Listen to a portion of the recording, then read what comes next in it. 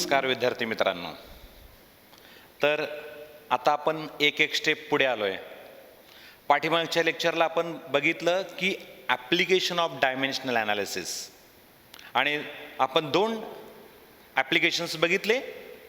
पहिला होता to check the given equation dimensionally आणि दुसरा होता की to find conversion factor between different units of same physical quantity. बरोबर आहे. हे दोन्ही अतिशय चांगल्या रीतीने सांगितले होते. तुमच्या पण लक्षात आले असतील. काही एक्झाम्पल्स दिले होते प्रॅक्टिसला, तुम्ही प्रॅक्टिस केला असशीला. आणि मी पुन्हा म्हणतोय, जेवढं प्रॅक्टिस कराल तेवढं येणार आहे. उजळणी करायला पाहिजे, दररोज उजळणी. मी 1 तास जर लेक्चर दिलं तर तुम्हाला 2 तास त्यांची उजळणी करावी लागेल, रिव्हिजन करावी लागेल, म्हणजे तुम्हाला त्याच्यामध्ये परफेक्शन येईल. आणि एकदा परफेक्शन आलं की मग पुढं अडचण नाही आहे. तर आता आपण थर्ड ॲप्लिकेशनकडे जाऊया. डायमेन्शनचं थर्ड ॲप्लिकेशन आहे. काय सांगतं थर्ड ॲप्लिकेशन?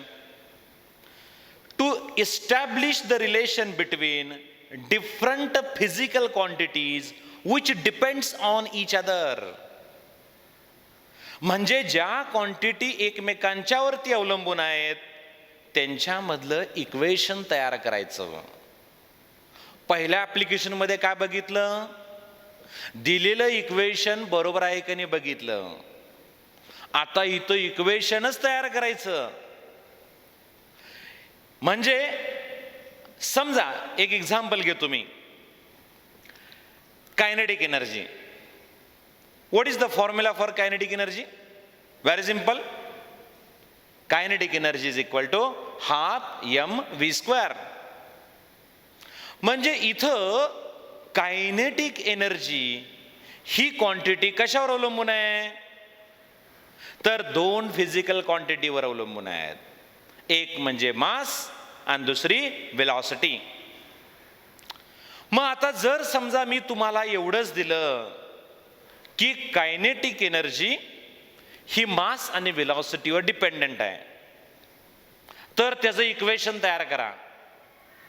तर हे डायमेन्शनल ॲनालिसिसनं तयार करता येतं. बघूया, आपण एक्झाम्पल घेऊया. मी सोडवून दाखवतो, बघा बोर्डकडे. Kinetic energy Ke depends upon 2 factors, mass and velocity v. Mass आणि वेलॉसिटीवर अवलंबून आहे. मग इथं काय याचा अर्थ होतो? तर kinetic energy proportional to mass and velocity. Mass आणि वेलॉसिटीवर प्रपोर्शनल आहे. आता इथं यांच्या पॉवर्स तुम्हाला माहित नाहीत किती पॉवर्सनं डिपेंडंट आहे. डिपेंडंट याचा अर्थ प्रपोर्शनल, त्याच्यावरती अवलंबून आहे. जसं घरामध्ये तुम्ही तुमच्या आई वडिलांच्या वरती अवलंबून आहात, बरोबर आहे की नाही? अजून तरी तुम्ही अवलंबून आहे. पुढं भविष्यात तुम्ही मोठे व्हाल, चांगल्या ठिकाणी नोकरी कराल, व्यवसाय कराल, मग त्याला परिस्थिती वेगळी असू शकते. पण अजून तरी तुम्ही डिपेंडंट आहे आई वडिलांच्यावर. असं फिजिकल क्वांटिटीमध्ये कायनेटिक एनर्जी ही कुणावर तरी अवलंबून आहे. कुणावरती अवलंबून सांगतो आम्ही सांगणार तुम्हाला. मास आणि वेलॉसिटीवर अवलंबून आहे. अवलंबून आहे हे कसं लिहायचं? तर प्रपोर्शनल म्हणायचं त्याला. मॅथमॅटिक्समध्ये dependence written by proportionality sign. म्हणून मी काय केलं इथं? Kinetic energy E proportional to mass and velocity. आता यांच्या पॉवर्स मी अजम्पशन करतो, घेतो ए अँड बी. एम ची पॉवर घेतली ई ए आणि व्ही ची पॉवर घेतली बी. डिपेंडन्स आहे तो. Where A B powers which we have to calculate here dimensionally. म्हणून where A B powers to be determined. पहिली गोष्ट तुम्हाला दिलेल्या डिपेंडन्सवरून त्याचं प्रपोर्शनॅलिटीमध्ये लिहिणं. E proportional to M raise to A V raise to B. आता मी मॅथमॅटिकली सोडवत जातो. E is equal to constant K m raise to a v raise to b equation 1. तुम्ही म्हणाल सर इथं मध्ये k कुठून आला? तर k आपण प्रपोर्शनॅलिटी कॉन्स्टंट म्हणतो. मॅथमॅटिक्सची बेसिक गोष्ट आहे. when we replace proportionality sign by equal there should be constant k. त्याला प्रपोर्शनॅलिटी कॉन्स्टंट म्हणायचं k. इथं ही k ची किंमत डायमेन्शनली काढता येत नाही, ती प्रॅक्टिकली किंवा एक्सपेरिमेंट करून काढायची असते. ओके, मग इक्वेशन काय झालं? E equal to k m raise to a v raise to b. समजतंय? आता इथं प्रत्येक टर्मचे तुम्हाला डायमेन्शन्स घ्यायचे जातात. म्हणून मी लिहितो taking dimensions on both sides. Taking dimensions on both sides. E म्हणजे एनर्जी. पुन्हा इथं बेसिक डायमेन्शन्स यायला पाहिजेत. डायमेन्शन्स पाठ असणं गरजेचं आहे. मिनिमम काही basic fundamental quantity, velocity, acceleration, work, energy, इथपर्यंत तरी तुम्हाला माहिती असणं गरजेचं आहे. Then and then you can go for example. Okay, पहिला ते माहिती पाहिजे. नाहीतर कोणत्या गावाला जायचं आहे हेच माहित नाही आणि जाऊन स्टँडवर बसलंय. बस याल्या जायल्या, सांगली, कोल्हापूर, इचलकरंजी, कुठं जायचं माहित नाही, सोडवणार कसं? म्हणून पहिला बेसिक डायमेन्शन्स, बेसिक क्वांटिटीच्या माहिती पाहिजेत, मग तुम्हाला सोडवता येतं. त्यासाठी पहिला लेक्चर, दुसरं लेक्चर काळजीपूर्वक बघा, सराव करा आणि सोडवा. कळतंय? म्हणून मी आता काय घेतलं तर taking dimensions on both sides. प्रत्येक टर्म बघा. ई म्हणजे कायनेटिक एनर्जी, एनर्जी म्हणजे जूल. जूल म्हटलं की डायमेन्शन्स आले. काय आले? तर m1 l2 t-2. कॉन्स्टंट के आहे, ह्याला डायमेन्शन्स येत नसतो. m म्हणजे मास आहे. m1 l0 t0 नाही येत ते 0 लिहायचं. ह्यांच्या डोक्यावर a पॉवर आहे. v म्हणजे वेलॉसिटी आहे. वेलॉसिटी म्हणजे m0 l1 t-1 raise to b. Velocity म्हणजे मीटर पर सेकंद, म्हणून l1 t-1 आला. आता इथं ह्या a न प्रत्येक पॉवरला मल्टिप्लाय करायचंय, b न मल्टिप्लाय करायचंय. सॉल्व्ह करूया. LHS as it is, no change. m1 l2 t-2 काय होईल इथं?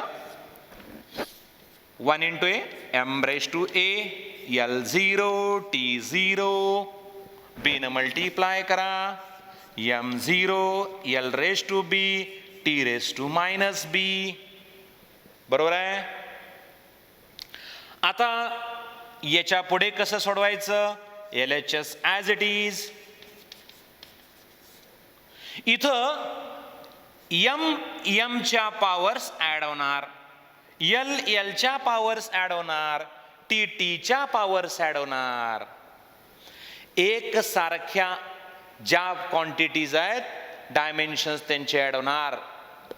मास मास, लेंथ लेंथ, टाइम टाइम, ज्याचं त्याला ऍड करायचं, इकडचं तिकडं काही करायचं नाही.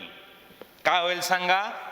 m a plus 0 a, l 0 plus b 0 plus b, t 0 minus b. त्यामुळं काय मिळेल? m raised to a l raised to b t raised to -b.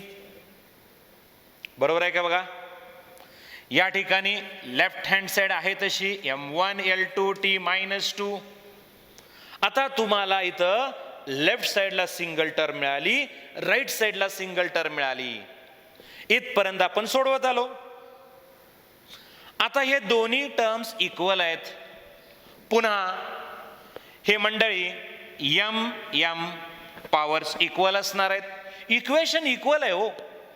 Equation equal याचा अर्थ काय? ज्याच्या त्याच्या पॉवर्स इक्वेट करायच्या. म्हणजे m च्या डोक्यावरती a आणि एमच्या डोक्यावरती जे पॉवर्स आहेत ते इक्वल असणार आहेत.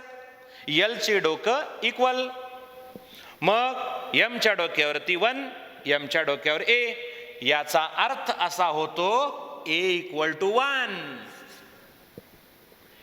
आता एलच्या डोक्यावरती 2 आहे, एलच्या डोक्यावरती बी आहे, म्हणजे बी इक्वल टू 2. परत इथं -2 is equal to -b, cancel झाला, परत बी इक्वल टू 2. याचा अर्थ तुम्ही हे सॉल्व केल्यानंतर व्हेरिएबल्स होते, पॉवर्स होते 2 ए आणि B. So here you get value A equal to 1, B equal to 2. हे सेमच आहे, तीच व्हॅल्यू निघली, त्यामुळे काय प्रॉब्लेम नाही. A equal to 1, B equal to 2. समजतंय? मग आता इथं बघा इक्वेशन 1 मध्ये काय झालं, आपण लिहिलं होतं E equal to k m raise to A v raise to b, where a be the powers to be determined. So by solving equation dimensionally, finally you get a equal to 1 and b equal to 2. So put value of a and b in equation 1. What you get? तुम्हाला काय मिळेल इथं?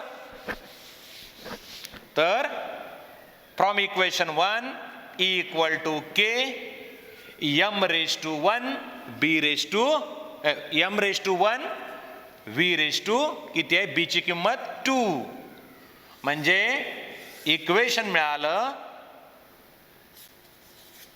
E equal to k m raised to 1 v raised to 2 m v square. तुम्ही म्हणाल sir या के चं काय करायचं? मी मगाशी म्हटल्याप्रमाणे के कॉन्स्टंट आहे, तो डायमेन्शनली निघत नाही. K cannot determined by dimensionally. It should be determined practically or experimentally. तो एक्सपेरिमेंट वरून आणायचा असतो. तुम्हाला डायमेन्शनली फक्त पॉवर्स काढता येतात, ज्या फिजिकल क्वांटिटी डिपेंडंट आहेत त्यांच्या तेवढ्या पॉवर्स निघतात. मग आता इक्वेशन बघा, कायनेटिक एनर्जीचं काय झालं, E equal to k m V square. आता हे तुमच्या माहिती असलेलं इक्वेशन सारखं आहे. तुमच्याकडे माहिती इक्वेशन काय, E equal to half M V square. इथं के ची किंमत हाफ आहे, ही प्रॅक्टिकली माहिती आहे आपल्याला, म्हणून मी लिहिली. काही इक्वेशन्स मध्ये तुम्हाला माहिती नसेल तर के लिहायची गरज नाहीये. म्हणून शेवटी डायमेन्शनली फॉर्म्युला काय झाला कायनेटिक एनर्जीचा, हाफ एम व्ही स्क्वेअर. बघा बरं या ठिकाणी काय केलं मी, ए आणि बी जो पॉवर जो घेतला होता मास आणि व्हेलॉसिटीचा, तो फायनली कॅल्क्युलेट केला.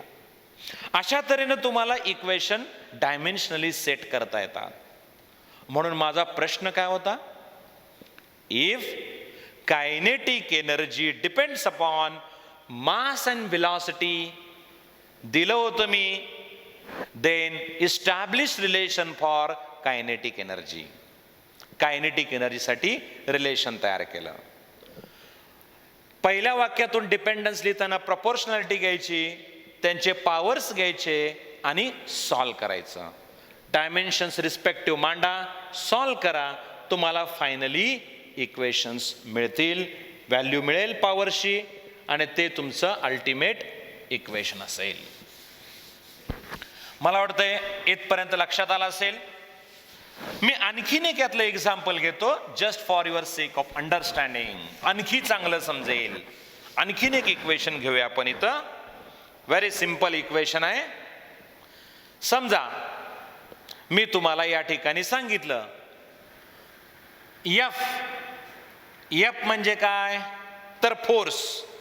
10वी मध्ये झालाय तुम्हाला, सेंट्रीपेटल फोर्स. याचं एक्झाम्पल घेऊया.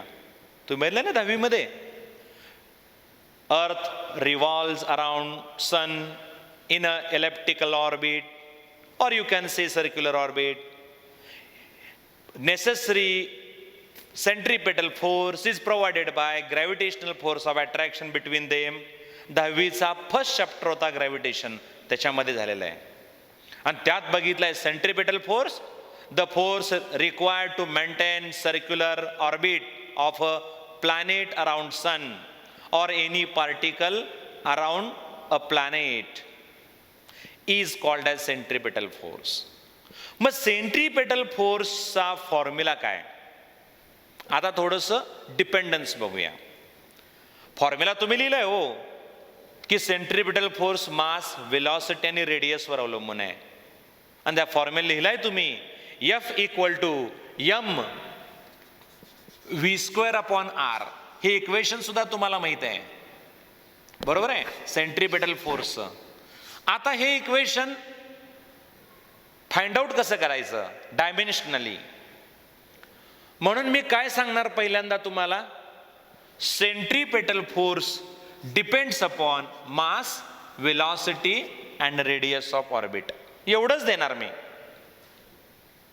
प्रश्न तुम्हाला परीक्षेत असाच दिला जाईल, establish relation for centripetal force if it depends upon mass, radius and velocity. तर आता परत काय करायचं, अगदी मगाच्या एक्झाम्पल सारखं, फोर्स कशावर डिपेंडंट आहे? Mass, velocity, radius. डिपेंडन्स म्हणजे प्रपोर्शनॅलिटी साइन. यांच्या पॉवर्स घ्यायचं a b c. 3 terms therefore ABC, 2 terms AB. So F is equal to K, constant of proportionality, m raised to A, v raised to B, r raised to C, equation number 1. Where K is the constant of proportionality which can be determined experimentally. You should know here. And ABC powers to be determined dimensionally. आता आपली second step असेल taking dimensions on both sides. आता फोर्सचे dimensions काय येतील? m1, l1, t-2 mass into acceleration. के डायमेन्शनचा काही संबंध नाही. Mass m1, l0, t0 raise to a, velocity m0, l1, t-1 raise to b. R म्हणजे रेडियस आहे. रेडियस म्हणजे काय मोजणार रे? रेडियस मीटर मध्ये मोजतो, म्हणजे शेवटी लेंथ आली. इथं गोप्या कोण आला? Radius, length. गोप्या विसरायने, गोप्या विसरायचं नाही. जोपर्यंत डायमेन्शन्स मांडणार गोप्याची टीम महत्वाची आहे. आर म्हणजे रेडियस आहे, L1 रेस टू सी. याच्या पुढे सिंपल मॅथमॅटिक्स आहे. परत LHS आहे अशी येणार आहे, m1 l1 t-2. ए न प्रत्येकाला मल्टिप्लाय करा. m raise to a, l0, t0. इथं m0 b न मल्टिप्लाय करायचं, m0 आला, lb, t-b आणि इथं l रेस टू c. तुम्ही म्हणाला यम आणि टी का लिहिलं नाही? लिहिलं नाही, नाही आहे त्यावर डिपेंडन्स. लिहिलं नाही तरी चालतंय. पुढे आता left as it is m1 l1 t-2. आता इथं m च्या पॉवर्स ऍड करा. काय होतील? m a काय नाही, जबरदस्तीने काय ऍड करायचं नाही. तिथं 0 आहे म्हटलं 0च. l b plus c, t0 minus B, मग T raise to minus B. बरोबर आहे का बघा? m a plus 0 a, l0 plus B आणि इथं सी आहे b plus C. 0 minus B म्हणून मायनस बी आला. 2 टर्म आल्या LHS आणि RHS. आता यांचे पॉवर्स इक्वेट करा. Equating powers of respective terms. मासला इक्वेट करा, लेंथला, टाइमला इक्वेट करायचं. ज्याची त्यांची डोंकी इक्वेट करायचं. m1 ma म्हणजे तुम्हाला काय मिळालं? a equal to 1. a ची व्हॅल्यू मिळाली. आता पुढे 1 b प्लस c म्हणजे 1 equal to b plus c मिळाला. पुढे -2 equal to -b, -2 equal to -b. Solve करूया. therefore b equal to 2. म्हणजे a इक्वल टू 1 मिळाला, b इक्वल टू 2 मिळाला. बरोबर आहे का? आता ही व्हॅल्यू b प्लस c मध्ये टाका, म्हणजे c ची किंमत मिळेल. सिम्प्लिफाय करायचं, मॅथमॅटिक्स आहे. काय मिळेल याच्यामध्ये? 1 इक्वल टू b ची किंमत 2, हे याच्यात टाकली किंमत, plus c. 1 -2 equal to c -1. अशा तऱ्हेने तुम्हाला तिन्ही व्हेरिएबल मिळाले. a equal to 1, b equal to 2, c equal to -1. आता इथं तुम्ही a b c व्हेरिएबल घेतला होता, तिघांच्या व्हॅल्यू मिळाल्या. आता दिलेल्या व्हॅल्यूज इक्वेशन 1 मध्ये टाका, म्हणजे तुम्हाला कंप्लीट इक्वेशन मिळेल.